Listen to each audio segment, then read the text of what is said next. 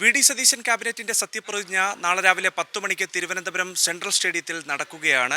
മുഖ്യമന്ത്രിയും മന്ത്രിമാരും ഉൾപ്പെടെയുള്ള പൂർണ്ണ മന്ത്രിസഭ നാളെ സത്യപ്രതിജ്ഞ ചെയ്ത് അധികാരമേൽക്കുകയും ചെയ്യും. മുഖ്യമന്ത്രിക്കും മന്ത്രിമാർക്കുമുള്ള ഔദ്യോഗിക വാഹനങ്ങൾ നൽകുന്നത് ടൂറിസം വകുപ്പാണ്. ഞാനിപ്പോൾ ഉള്ളത് സർക്കാർ ഗസ്റ്റ് ഹൗസിന് സമീപമുള്ള ടൂറിസം വകുപ്പിന്റെ ഗാരേജിലാണ്. ഇവിടെ നിന്നാണ് അറ്റകുറ്റപ്പണികളും സർവീസും ഉൾപ്പെടെ പൂർത്തിയാക്കിക്കൊണ്ട് ഈ വാഹനങ്ങൾ വിട്ടു നൽകുകയും ചെയ്യുക. മുഖ്യമന്ത്രി വി.ഡി. സതീശൻ ഉപയോഗിക്കാൻ പോകുന്നത് മുൻ മന്ത്രിയായിരുന്ന വി.എൻ. വാസവൻ്റെ ഹൈക്രോസ് ഇന്നോവ വെളുത്ത കാറാണ്. നേരത്തെ മുഖ്യമന്ത്രിയായിരുന്ന പിണറായി വിജയൻ ഉപയോഗിച്ചുകൊണ്ടിരുന്നത് കറുത്ത ഇന്നോവ ക്രിസ്റ്റ കാറായിരുന്നു.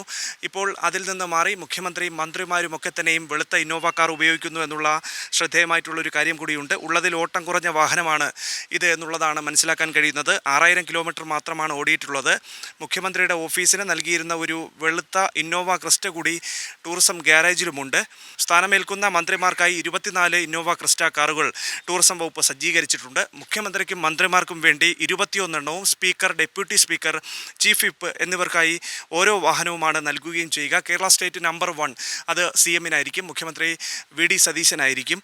അതോടൊപ്പം 2ാം നമ്പർ പ്രബല ഘടകകക്ഷിയായിട്ടുള്ള ലീഗിനായിരിക്കും നൽകുക. അതൊരു പക്ഷേ പി കെ കുഞ്ഞാലിക്കുട്ടിക്കായിരിക്കുമോ കിട്ടുക എന്നുള്ളതാണ് ഉറ്റുനോക്കുകയും ചെയ്യുന്നത്.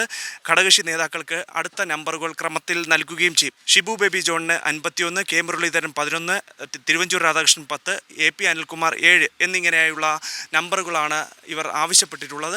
സ്വാഭാവികമായും നമ്പറുകളുടെ കാര്യത്തിലടക്കം ഒരു മാറ്റം വരും നാളുകളിൽ നമ്മൾ പ്രതീക്ഷിക്കുകയും ചെയ്യുകയാണ്. അത് മന്ത്രിസഭയുമായി ബന്ധപ്പെട്ടുള്ള ഒരു വ്യക്തമായിട്ടുള്ളൊരു ചിത്രം വന്നാൽ മാത്രമേ അതുമായി ബന്ധപ്പെട്ടുള്ള കാര്യങ്ങൾ പങ്കുവയ്ക്കാനും കഴിയുകയുള്ളൂ. ഈ ടൂറിസം ഗാരേജിൽ നിന്നാണ് വാഹനങ്ങൾ നാളെ സത്യപ്രതിജ്ഞ നടക്കുന്ന തിരുവനന്തപുരത്തെ സെൻട്രൽ സ്റ്റേഡിയത്തിലേക്ക് കൊണ്ടുപോകുന്നത്. നമുക്ക് ആ ദൃശ്യങ്ങളിൽ കാണാവുന്നത് പോലെ തന്നെ അവിടെ അറ്റകുറ്റപ്പണിയും സർവീസും ഉൾപ്പെടെയുള്ള കാര്യങ്ങൾ കാണുകയും ചെയ്യാം.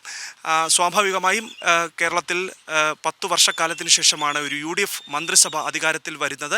അപ്പോൾ മുഖ്യമന്ത്രിക്കും മന്ത്രിമാർക്കും വെളുത്ത ഇന്നോവ ക്രിസ്റ്റ കാറുകൾ നൽകുന്നു എന്നുള്ളതാണ് പ്രധാനപ്പെട്ട കാര്യം.